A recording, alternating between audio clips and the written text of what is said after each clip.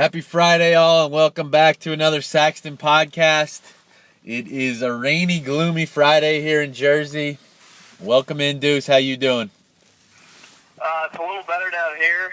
The sun is out here, but it's pretty windy, so not much golf happening down here.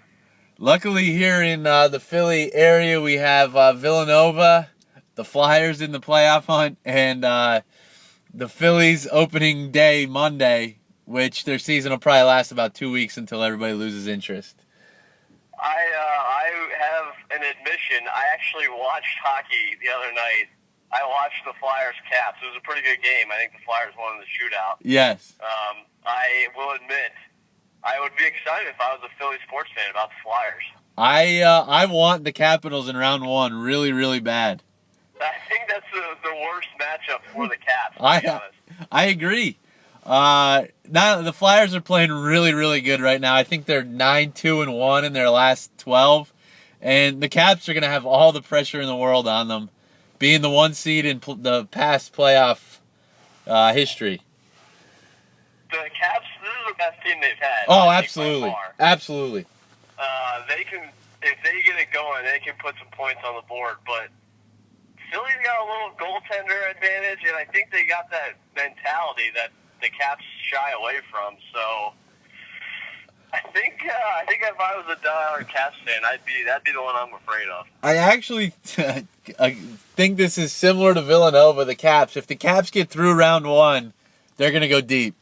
I totally agree. I think that's a great comparison because once they get some confidence, they're going to light it up. Yeah, I absolutely agree. Well, love that comparison. Speaking of Nova, give me your thoughts from last weekend's Elite Eight games. I thought Nova was going to stay in that region. I thought they were impressive. We talked about it through text. We were a little worried about the size advantage that Kansas had, but man, Nova got into foul trouble early, but they just kept fighting. They made shots when they had to in the second half.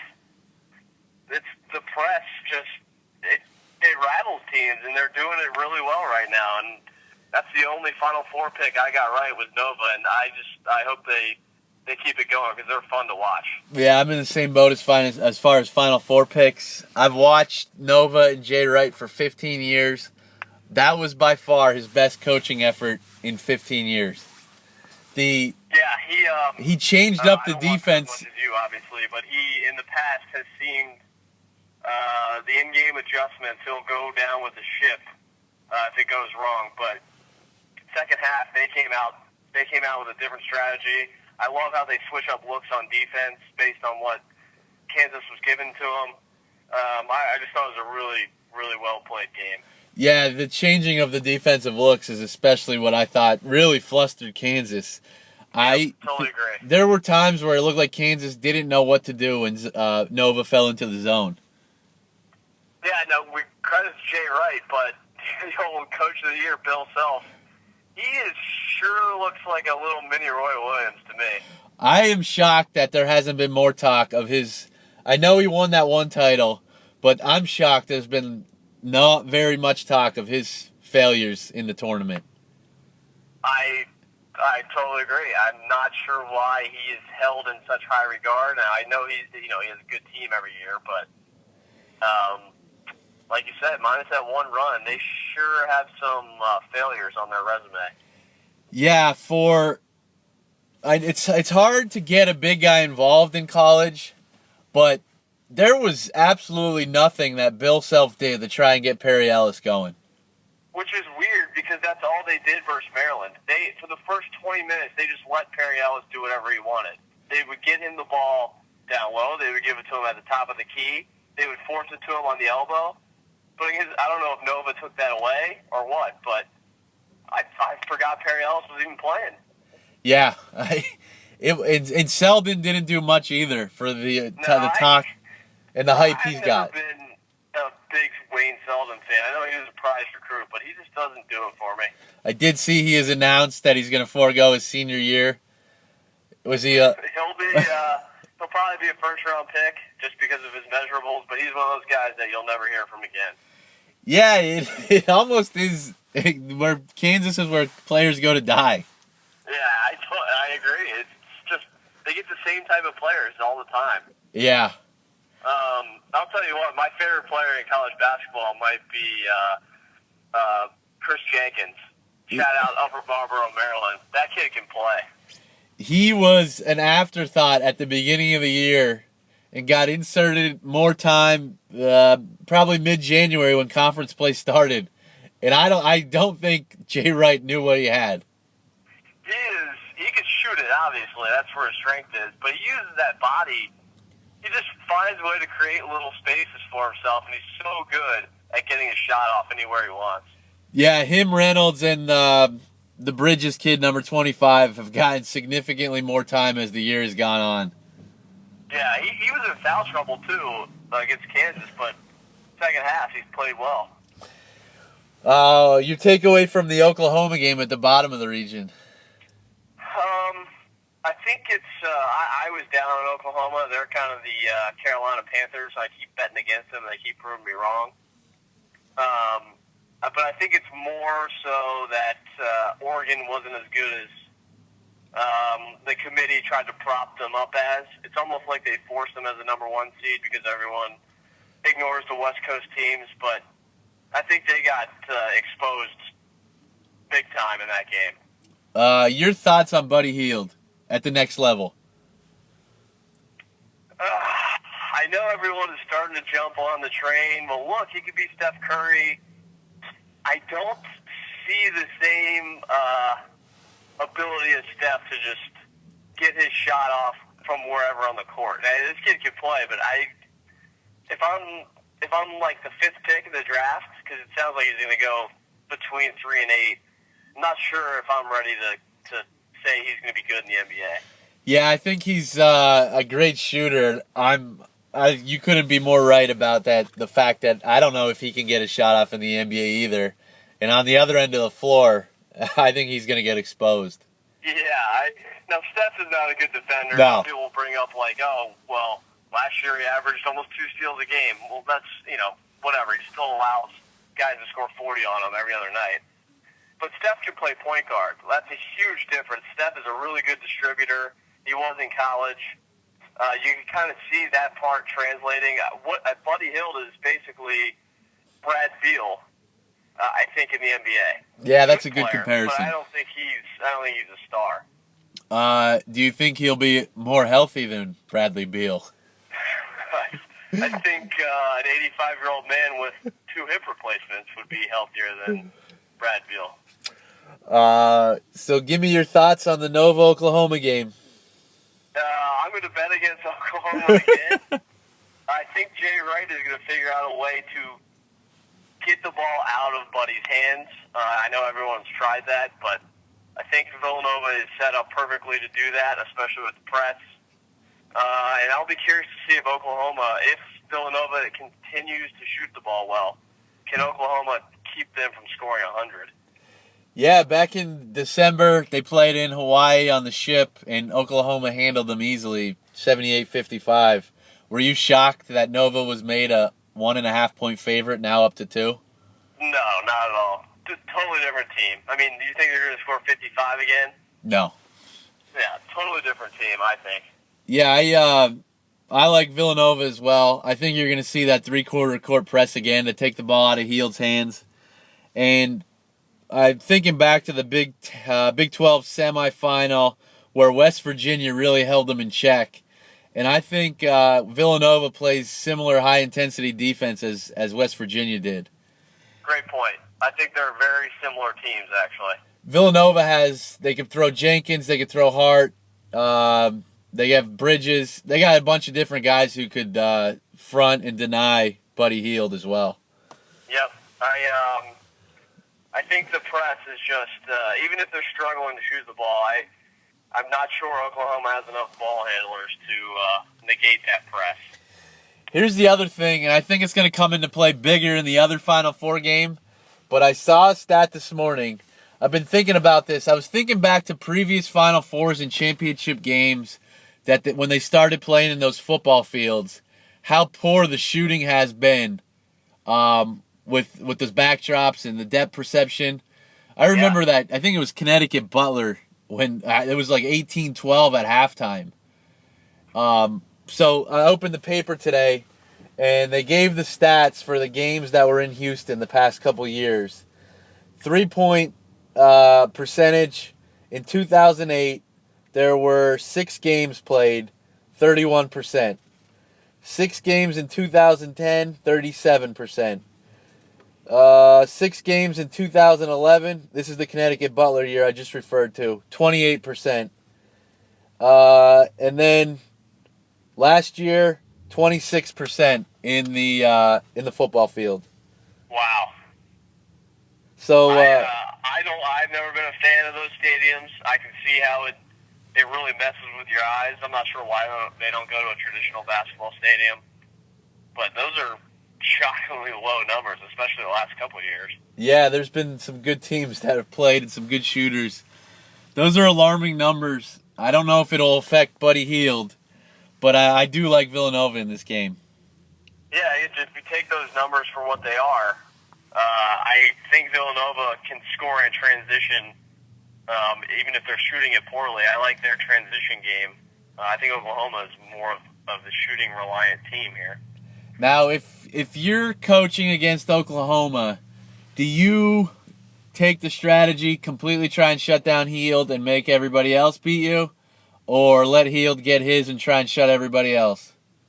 I would shut down Hield. Agreed. I didn't do any research on this, but I would bet you the games that he goes off for 35 or whatever, they win the majority of the time. I agree with you. The games that he struggles, like that West Virginia game, they tend to lose. The other guys stepped up big against Oregon. I'm not going to say they didn't, but I'm not sure you can count on that again, especially under the spotlight like this. What do you think Oklahoma has to do to win this game other than Buddy Hield shooting well? I think for them, defensively, obviously they can't turn the ball over and play into Nova's press game, but I think defensively they need to slow the game down. They need to make Nova take tough shots. I thought Nova got a ton of easy shots against Kansas. I think you need to force them to run half court and take poor shots. You like Nova enough to make it an official? I do. 0-2 in the Sweet 16. I forgot to tweet out the picks for the Elite Eight, so we're 29-26 right now. Nova -2, the first official. Let's go over to the other side of the bracket and give me your thoughts on the Carolina-Notre Dame game. Carolina looked really impressive. I will say I like Demetrius Jackson a lot at the next level, even though he's undersized. Like he can really play. He gets to his spot whenever he wants. But as much as I hate Roy Williams, his team's playing pretty well. Bryce Johnson especially. Notre Dame, I thought the lack of depth really stood out in that game to me, is what I saw. Yeah, the score is not going to indicate it, but I thought Mike Bray coached a really good game. The only way they could win was slowing it down and making shots at the end of the shot clock. And it's just so hard for a team to do that for 40 minutes. They probably did it for 25 to 30. And I couldn't agree more about Jackson. He really impressed me. Yeah, he's going to be good. I saw he declared he'll probably be a mid-round pick, maybe 10 to 20, but I would be all over him. If the Wizards didn't already have John Wall, I'd really like him. Any worries about Carolina shooting in the next rounds? Yeah, definitely. If they were playing somebody else, I'd have even more worries, but they really struggle from the outside. They just don't have many shooters. Yeah, it's almost an anomaly what Marcus Page is doing right now compared to what he did all year. It's a complete anomaly. He's not a good shooter. If he wants to take those shots, if I was Syracuse, I'd let him fire away. Yeah. Your thoughts on the Syracuse-Virginia game, maybe one of the better of the weekend? I'm still shocked that Syracuse came back because they, every time I watch them this year, they don't strike me as a team that can score very well, and especially down 16 or wherever they were down. I kind of thought they were a Kansas City Chiefs type team, like once you're down, that's it. But maybe Jim Boeheim's best coaching job of his career going on right now. It's shocking to me. I've followed them pretty closely since McNamara's been there, and every once in a while they go to that press, and it always seems to work. I don't know why he doesn't go to it more often, but it always does seem to work, and they go on a run, and then he falls back into the 2-3. But he stuck with the press long enough, and hats off to them for making the run. Yeah, they kept it ugly, or Virginia kept it ugly for a while, like they like to do. But I was kind of shocked at how easily Syracuse scored in the second half. It's just like Virginia's defense completely fell apart. And I know we both said this at the beginning of the tournament that we weren't sure if Bennett's style can hold up for 7 or 8 games in a tournament-style play. And once again, it proved it couldn't.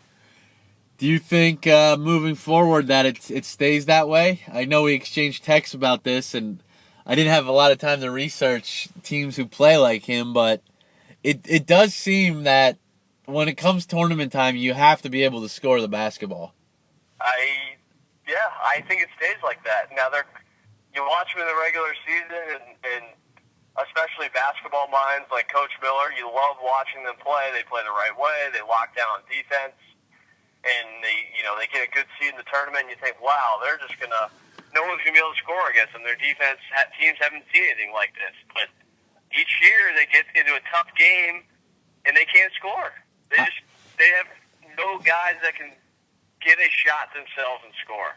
Yeah, Every year it seems the same way. It's surprising to me because Brogdon's probably as good of a player as Bennett's had, and maybe I'm too used to the NBA game. I don't know.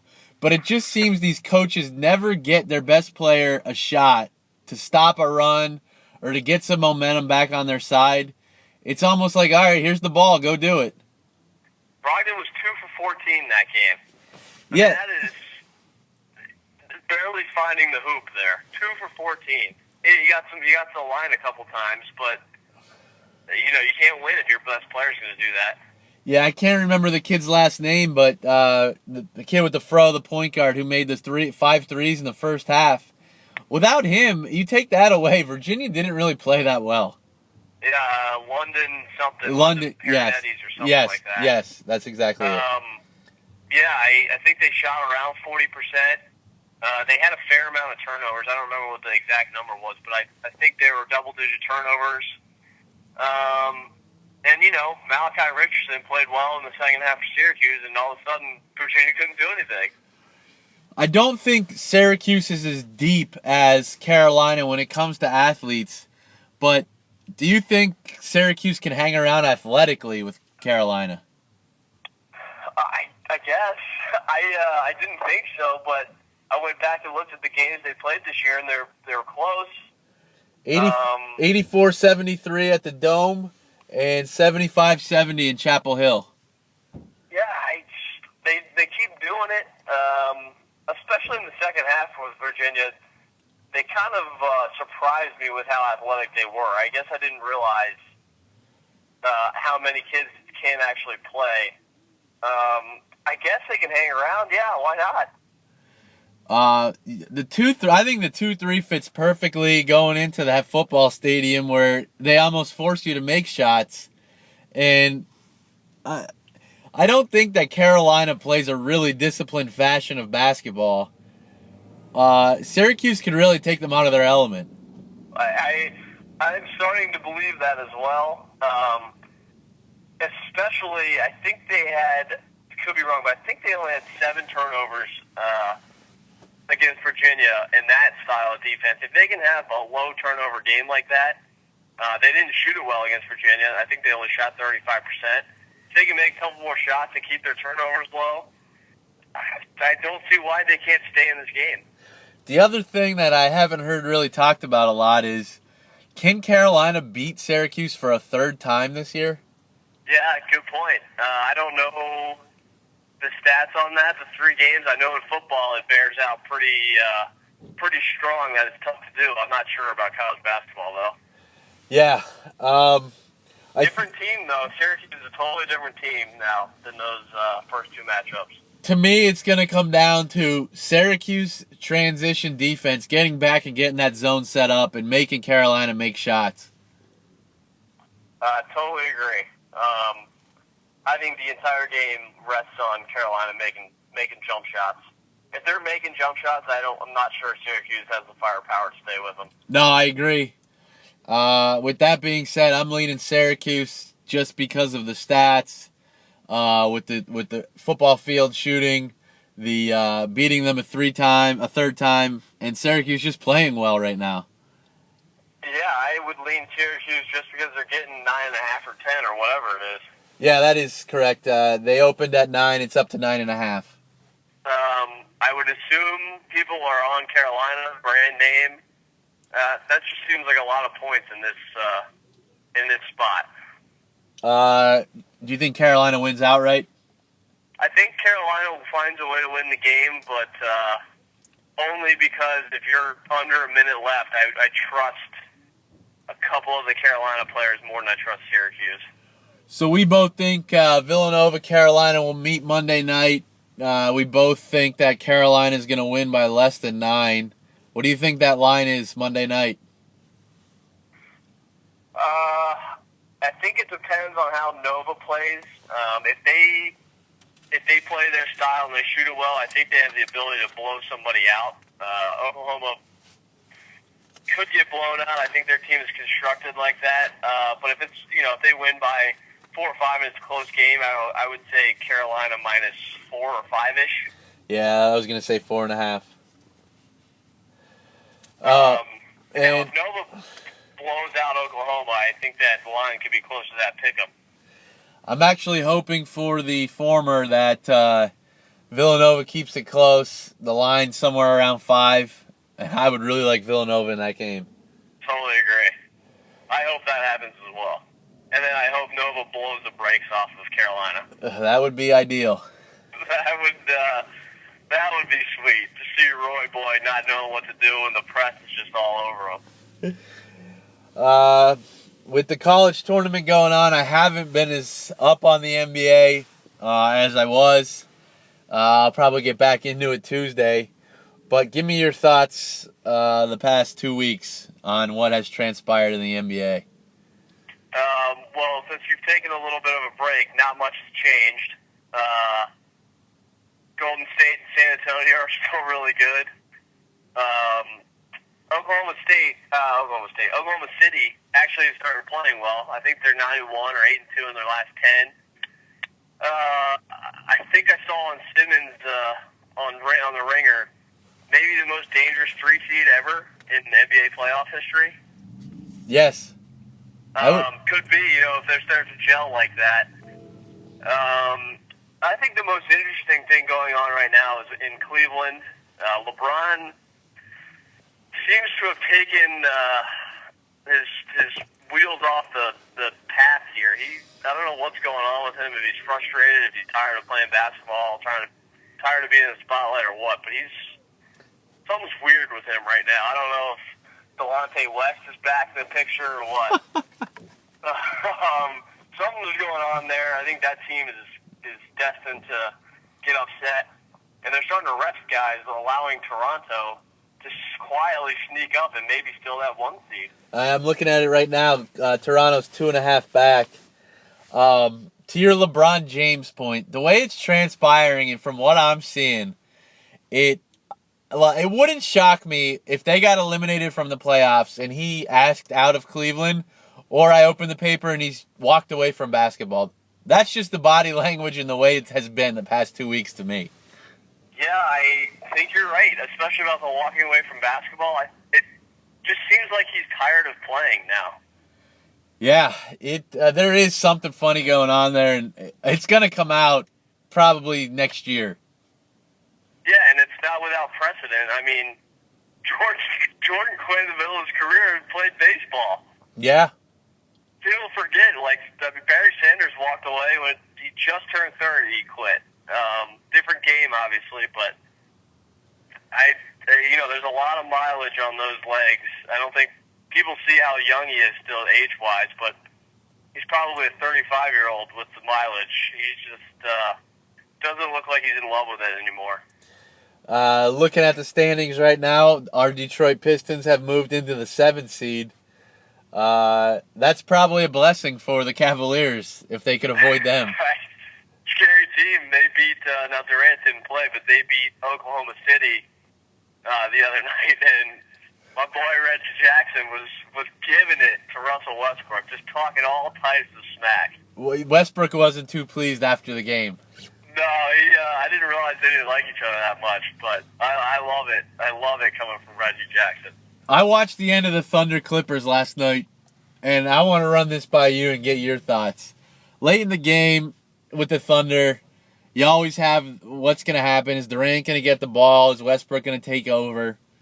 What would happen if they moved Russell Westbrook to the 2 and let him play off the ball? I'm not sure he would allow that. I'm not sure he would be okay with that. Would he be more effective? That's a good question. I don't know. I'm not sure what he is. He's just such a perfect hybrid between the two because when he is playing well, he's a pretty good distributor. It's just that when the game slows down at the end, he's not a natural point guard. And you said it many a times. I think he's just perfect to be on a bad team and do whatever he wants. I think that's just what his destiny is. I know, and I hate saying it because I like watching him play. I like the way he plays. He certainly wants to win. I was just thinking of like an Andre Miller type guy who's going to distribute the ball to him and Durant. Westbrook could get the ball maybe on the wing. He doesn't have to create from the top of the key. I don't know. Yeah. I just don't know if they can win the way they're constructed right now. I keep saying it, and I think it's because it's either him or Chris Paul, but John Wall, a point guard on that team, I think they win an NBA championship. Yeah. Because John Wall, only reason he looks to shoot is because the Wizards blow, and no one else can score. He's perfectly happy playing defense and passing the ball. I'm not saying that Portland could win the best of 7 against them as it currently stands right now, but do you think Portland could, maybe take them 6 or 7? I think they could win 1 or 2 for sure. I think Portland's actually a pretty scary matchup for Oklahoma City. I don't like that Myers Leonard is out for the year. I thought he was really developing, and he's kind of that big body they need against Oklahoma City.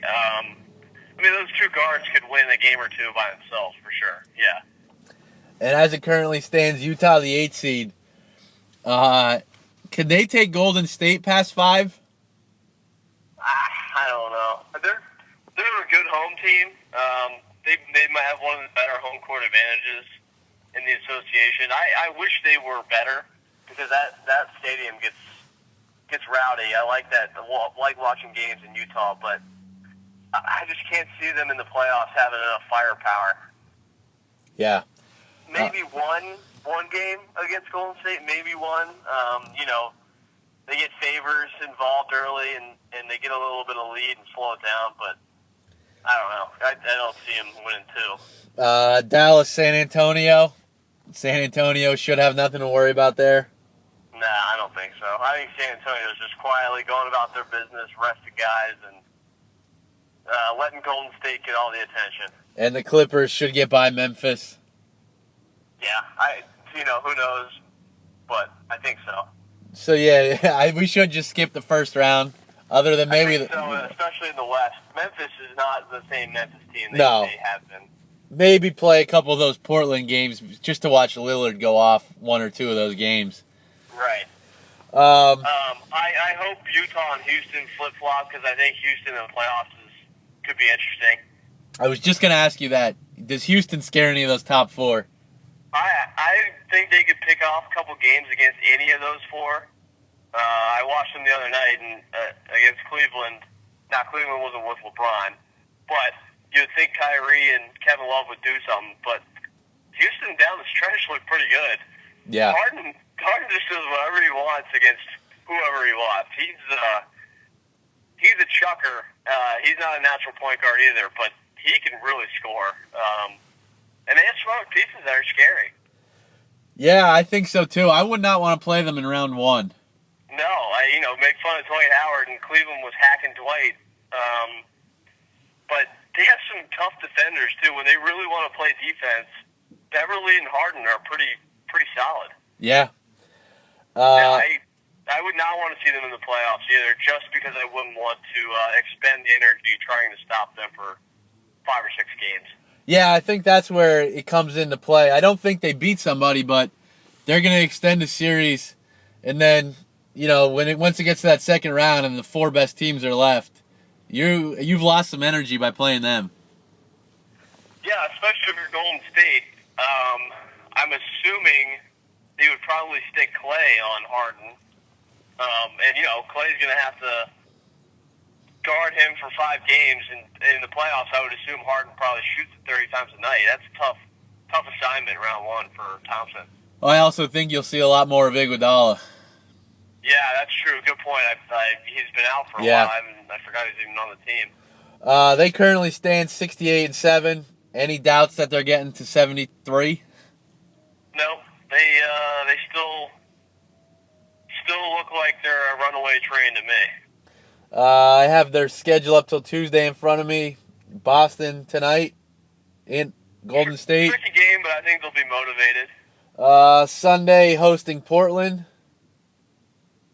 Another interesting game, but I think the players want it. I'm not sure if Kerr wants them to do it, but I think the players want it.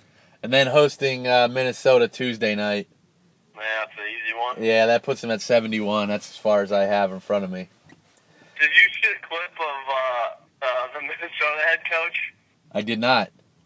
He was asked, I think they have 25 wins, 26, something like that. He was asked about the team's potential. They got all these good young pieces. The future's looking really bright. And he just told the reporter, "We've won 25 games. What are you talking about?" And walked away. Speaking of old school attitude. Speaking of teams who are looking towards the future, what is going to happen in Los Angeles, Lakerville? I don't know. That's an interesting situation. The bro code, I guess, is a big deal. Do they have to move Russell now? I don't know. Well, do you have to trade him? Do free agents want to go there? Well, Kobe's going to be gone. I don't know what Nick Young's deal is, but I can't imagine he'll be back if they could get rid of him. But Russell... Everyone seems to think Durant is going there. That's a huge step away, or step back from a championship, yes? Oh, absolutely. So why would he want to go there? You would think that Golden State's built for a couple more years. San An just seems to reload. Yeah, with Kawhi and Aldridge, I think they're set for a little while. I think the Clips just have to tinker a little bit. I don't love their makeup, but they're still way ahead of where the Lakers would be. And Portland, I think, is 1 or 2 really good free agent signings away from competing. God, I wish Durant would go there. And you have to think Minnesota's going to take a step forward eventually. Yeah. I think the 2 LA teams, obviously in the West, Cleveland being the other interesting team, the 2 LA teams have a lot of thinking to do in the offseason. I agree. I think this year and next year will be 2 of the more interesting NBA off seasons ever. Oh, yes. Ever. It's so many big names could be moving. If you're the Clippers, do you just go ahead and offer Blake for Durant right now? I would. I'm not sure why they wouldn't entertain that. I certainly would. I think that they're going to look to move Blake Griffin. He's a perfect fit on that team with Paul as a true point guard and DeAndre as a true center. Yeah. Perfect fit. That's exactly what they need Blake Griffin to be, who obviously he's not that type of player. He's a good player, and I think if you're Oklahoma City, you're getting a solid piece in return. Yeah, I think Redick also would look really good on a wing there. Yeah, I think that's the best team in the league. Warriors obviously excluded. I think that's the second best team in the league. The other interesting team to me is the Chicago Bulls and where they go from here. Yeah, heard some stories this week that Jimmy Butler is not well liked there. Obviously, Derrick Rose is well, the other thing with Butler, the mayor seems to be running out of time already. The other thing with Butler, and I remember when he got hurt, we said it, that he got so lucky with just having a sprained knee. And now it's coming out that he's going to see Dr. James Andrews. Yeah. That can't be a good sign. That's, given your history with Rose already, that's got to be scary. I would think you'd try to keep that under wraps if you're entertaining moving him. Yeah. It smells like, to me, with Gibson and Noah unrestricted, and it sounds like they're leaving, it smells like a complete blow-up to me. Yeah, I think they have to consider it. I mean, like, top to bottom, I think Hoiberg is gone after 1 year. I think they find a way to dump Rose's salary, and I think they might move on from Butler and just completely start over. I think they certainly have to consider it. I wouldn't mind building around Butler. I think he's a good second piece or third piece. But, you know, if his knee isn't right and people don't like him, I guess you've got to try to get what you can for him. I have to ask your thoughts on the Bullets. They're just not a good basketball team. Brad Beal can't stay healthy. He just kind of is what he is. John Wall's still really good, but he's a point guard. He's not a scorer. Gortat, they overpaid. He's just a rebounder at this point of his career. He's basically Ben Wallace. And the rest of their supporting players are just not very good. Garrett Temple and Ramon Sessions are being counted on to score points, and they just can't. They're barely NBA players, and they're playing tons of minutes right now. Does Randy Whitman survive? Oh, that's a good question. I think he does. I think it's probably 60-40 that he does. I think he can kind of sell that they did not build this roster to win. They built it to wait for Kevin Durant. Because I don't think you let Ariza and Paul Pierce go and force Otto Porter to step up and play minutes that he shouldn't be playing knowingly with all the money that they had. So I think he can sell it that this roster was waiting for Kevin Durant, and if he doesn't come, it's not his fault. Another week later, more time to think about it. Where do you stand on Simmons, Brandon Ingram? I thought Ingram looked pretty good in his last game, but I would still go Ben Simmons. The more I watched Ingram, he made some shots, but he just strikes me as a high volume guy to get his points. I don't really like that at the next level. I think if you can teach Simmons how to shoot a little bit, he could develop a good mid-range game. I kind of like him more and more now that I'm thinking about it. I'm back on the Simmons train, and I don't think I'm going to get off now. I just like his body. I like he can step in and defend multiple positions. I think he can be a good rebounder. Obviously, he'll be a good distributor. I think if he can work in that 15-foot shot, I think he can be really effective. I'm looking at the back page of the Philly paper. It's a picture of Jay Wright. Now, I think Brett Brown has gotten screwed in Philly, the situation he's been put in, and I hope that he lasts to try and see some of it through. But if you're the Sixers and Jay Wright, let's say he wins a national title. He has nothing left to prove at Villanova. If you're the Sixers, do you call him up? This is with the success that Brad Stevens has had. Now, I don't think Jay Wright is Brad Stevens by any stretch, but do you pick up the phone? Oh, man. I like Brett Brown, so I would say no. Yeah, I'm just throwing it out there. I'm in the same boat. I hope Brett Brown sees it through, and I hope Wright stays at Villanova. From my many times driving through that city and having to listen to those fan bases, though, I can see where that noise becomes pretty loud, though. Yeah. I can see that being a topic of discussion on a few radio stations.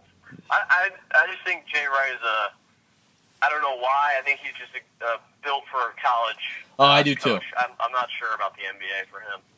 If we can find a Vegas bet, Jay Wright's going to wear a blue pinstripe double-breasted suit tomorrow night. Yes, I like that bet, if we can find that. His personal tailor was interviewed yesterday, and he talked him into it. Is it Armani? No, it's the finer Italian fabrics, he said. Wow. Yeah, so that's the state of Philly sports that we're interviewing Jay Wright's tailor. I'm surprised there isn't more talk about the Eagles quarterback situation. Before we get to golf, let's quickly touch on the NFL. Your thoughts on Wentz and Goff now that they've had some pro days and some private workouts. Let me know where you stand on this. I'm still on Goff. I just think he's going to be a good pro, especially if he gets into the weight room a little bit. Even if he doesn't, with today's rules, I don't think it's that big of an issue. It's not like he's going to be running around or anything. Do you think the Wentz pick would scare me. He didn't play a ton. He was, honorable mention for conference player of the year. His stats aren't that great. I know he's got all the physical tools. He looks good throwing the ball, but he's scary to me. Do you think either lasts till the 8th pick? No. I think you'll see one go. I think you'll see a team trade up into the top 7 for one of them, and I think one of them will also go in the top 7 naturally.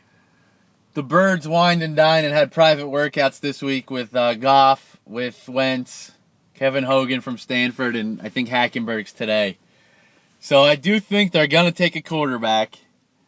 I don't know where I'm in the majority or minority, but the roster where it currently stands right now, assuming Bradford's the quarterback, what's their record next year? They're going to have so much money tied up in the quarterbacks if you draft one with that pick, 8th pick. So I'm at the current roster. I see 7-9 to 9-7. Is Ryan Matthews your starting running back, correct? Assuming the roster is as is, we'll just say they draft a offensive tackle. Okay. Who is Ryan Matthews' backup? Sproles and some rookie that they get. All right. I like what they've done. I still have some questions about their secondary. I think they're a 6-10 team. Okay, so 6-10 this year would have netted them the 10th pick in the draft. So I think they're maybe 1 or 2 wins better than they are. If they're 7-9, they pick 13 this year. So yeah. I don't think they're ever going to draft as high as 8 in the next 1 or 2 years, barring some catastrophic injury. Correct. So I think you have to go get your quarterback this year in the top 8. Would you? I think to get Goff or Wentz, whatever one does not go to Cleveland, because I think Cleveland still takes quarterback. I think you're going to have to move up to 5 or 6. Yeah, I think so too. I think the Cowboys are a wild card. Yeah, I don't think they're going to take a quarterback. I think they'll take best defensive player available, be it Ramsey or Bosa. But I think they would be an interesting trading partner, to be honest. Yeah, I do think you have to get to 5 or 6. I don't think Baltimore or Jacksonville is taking a quarterback, so you're safe there. It's Dallas and Chip Kelly. They're the wild cards. Chip Kelly's not making a deal, I can tell you that. He would want a king's ransom. I don't think Philly's even going to talk to him, so I think it's Dallas. Yeah, I think Bradford's essentially on a 1-year deal the way it's structured. So, yeah, next year they'd have a lot of money tied up in quarterback, but everything would come off in year 2. Baltimore's an interesting trading partner because I think they're going to go defense as well. I could see them wanting to move back a little bit and just getting their same player and letting you guys move up. I haven't studied it that closely yet. I haven't read all the scouting reports, but to me, I see 9 players that I think that if you draft them and they're a bust, you can't be criticized for. I see obviously the 2 quarterbacks, Stanley and Tunsil, Bosa, Miles Jack, the corners Ramsey and Hargraves, and I think Ezekiel Elliott's the 9th best. Agree or disagree on any? I think I agree for the most part. I'm not a Carson Wentz. I think he's more. I mean, it's quarterback league. You gotta take him early. I get it, but I think he's more in the 15 to 25 range. Should be. Yeah. So my issue is what I said earlier, that I don't think you're going to draft this high. I don't know how else you get a franchise quarterback. And even if they don't get him this year, Bradford's either on a 1 or they keep him for the 2 years and you're back in the same boat. Right. I agree. I really like Goff, especially in Peterson's system. If I was as a Washington fan, I would not want to see him go to the Eagles. Yeah. You have any other draft or football news? We'll get way deeper into it after the Masters. Yeah, no. The Pats are quietly signing some good players. They just signed Chris Long and Terrence Knighton, beef up their line. I think they're doing a good job. But yeah, we'll wait till the draft. I'm probably halfway done researching for a draft, so we'll do a whole pod on that. To the Masters. It just cue the music. We're only a week away here, less than a week now. I know. I think after last year's 18 under winning score by Spieth, I think you're going to see a different golf course this year. From what I've read from a couple of the writers that are there early, greens are very hard and fast. I think Thursday and Friday, this is a little too far out to be sure, but I think you're going to see some wind and some cooler temperatures.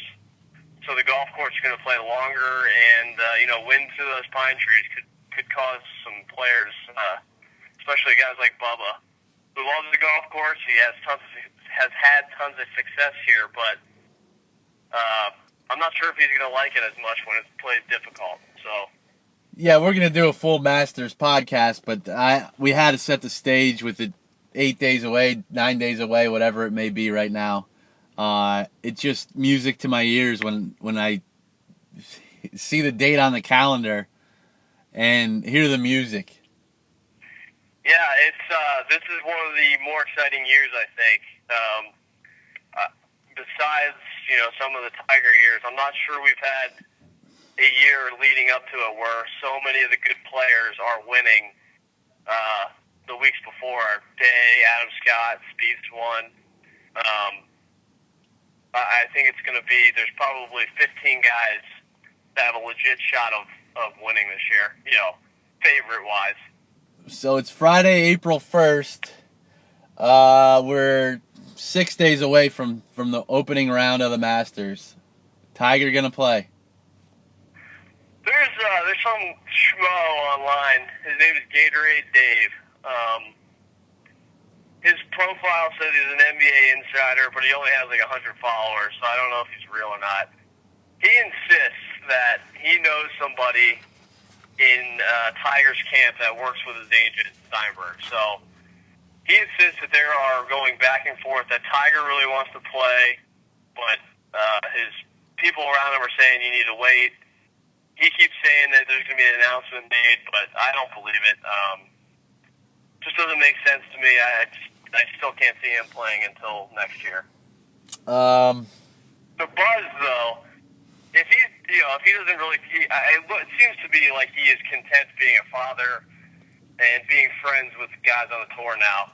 If he wants to reboost his brand, the buzz would be incredible if he announced sometime this week. Looking at the scoreboard from the Shell, there's some bigger names than I thought playing this week. If you were a player or the player's agent, would you advise them to play in the shell? So the shell has been, it traditionally has been in this spot, and the spot before major is a tough week to get players. They did a great thing 8-9 years ago. They tried to mirror the course to Augusta, shave it around the greens, get the greens faster. The rough is almost non-existent, so they were smart, and that's why guys play it. I think it's a good prep week. Now, there are guys that traditionally do not like playing the week before. Tiger, Adam Scott, they would rather go to the major site and practice there.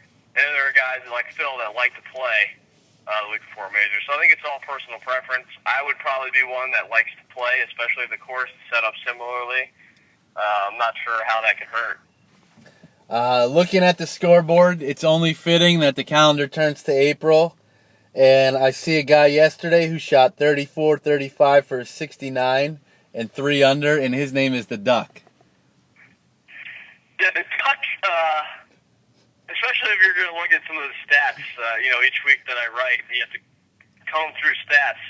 He has been like 10 handicap bad this year. But so this must be the smell of Augusta nearing that got him going this week. He walks down Magnolia Lane and he's transformed like some superhero.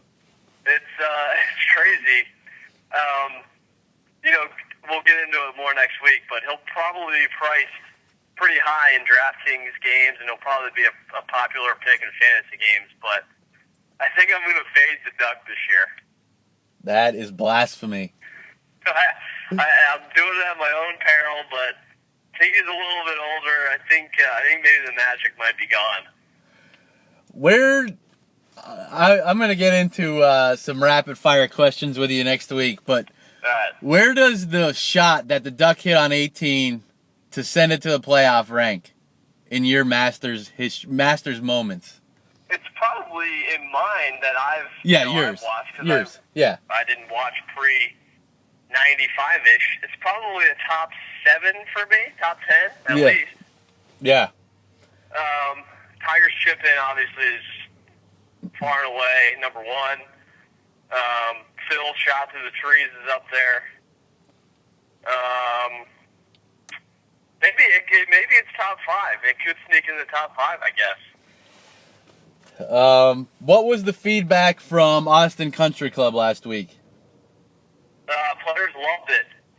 Perfect match play course. I could be wrong, but I think they've signed on through 2019. If you looked at the final, 16 or whatever, all different types of players. You had bombers, you had plotters. I think it was very well received. I think the tour hit a home run with that choice. It looked great on TV. Obviously, Louis Day final produced, 2 guys that were playing the best that week. So I'm not sure what else you could ask for. Yeah, I thought the course looked fantastic on TV, and it did look like the perfect match play course. Yeah, just especially once you get around the turn and head to the back 9, the hole's just set up great for match play. There's so much risk reward. The one nitpicky thing that I had was, I think it's 12 or 13. It's a short par 4, only about 300 yards. Depending on the wind, most guys were going for the green over the lake. But they had a hospitality tent right behind the green. Yes. So guys are just using it as a backboard. I would like to see that tent removed and, maybe a bunker put back there, because guys were just hitting driver right at the tent knowing that it was just going to hit the tent and they'll get a drop. I completely agree with you. I know they got to get fans around and, make their money, but it just ruins that hole, and that's a great hole for match play. Based on what happened last weekend, I assume there should be no health concerns with Jason Day moving forward. Yeah, that was very Tiger Woods-ish. The haters would be out in full force if that was Tiger, but they said, he gave an explanation about something with a disc being popped out, and he's going to do something to work it back in or something like that. And I guess he's fine. I don't know. Very bizarre. You have any other golf notes? No, not at the moment. I'll save them for the Masters preview. One more thing for you. UConn women 22.5-point favorite Sunday against Oregon. They're going to cover. I mean, you can't bet against them, can you? Apparently they're bad for women's basketball. That's the dumbest comment I've ever heard. It's so stupid. I can't even. It boggles my mind that Shaughnessy even wrote that. One other thing. I have probably not watched a newer movie in years. Completely off topic than anything we've ever done, but you recommended watching Spotlight. I watched it last night. Incredible movie. Yeah, it's especially for those that have Catholic roots, like me and you do, grandparents, uncles, aunts that are pretty hard Catholics. They might not want to watch it, but I think it's a very eye-opening movie for most people. Most people know what the end result is, but the process of the paper going to lengths of what they did was really fascinating to me. Yeah, I guess I was too young to really understand, but the massive amount of power that the church establishment has, I had no idea what or who they could influence and the money that they can throw around to influence stories. Had no idea. Yeah, really incredible movie. Yeah. Anything else you want to touch upon? I'm waiting for the official Harry Saxton memorial line to pop out. We are under 5 weeks, so I hope I see it soon on 5 Dimes. Should be after the Masters, from what I'm being told by the guys at 5 Dimes. Probably smart. Last minute injury, something like that could pop up, but I want to see some money moving around on that line. Well, they didn't want it to overshadow the Masters Final Four championship and WrestleMania this weekend, so. Good point. It'll just put it against opening day baseball, which no one really cares about anymore. Speaking of WrestleMania, is The Undertaker wrestling this weekend? I have no idea. Is his streak still alive? I couldn't tell you. I haven't watched wrestling in a few years, but if you had asked me this 3 years ago, he was a top 5 athlete of all time for me. He wasn't even the best athlete in wrestling, though.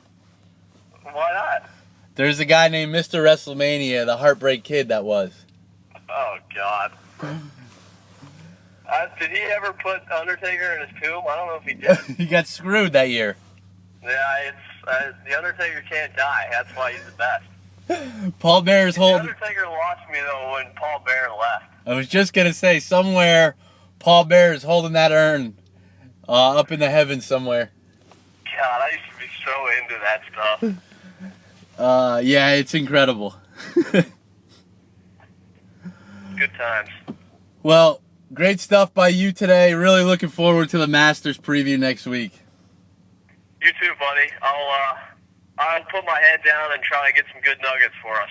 All right, Villanova, our official. We're 29-26. Villanova -2. Enjoy your weekend, bud. You too. Go Cats. All right, see ya.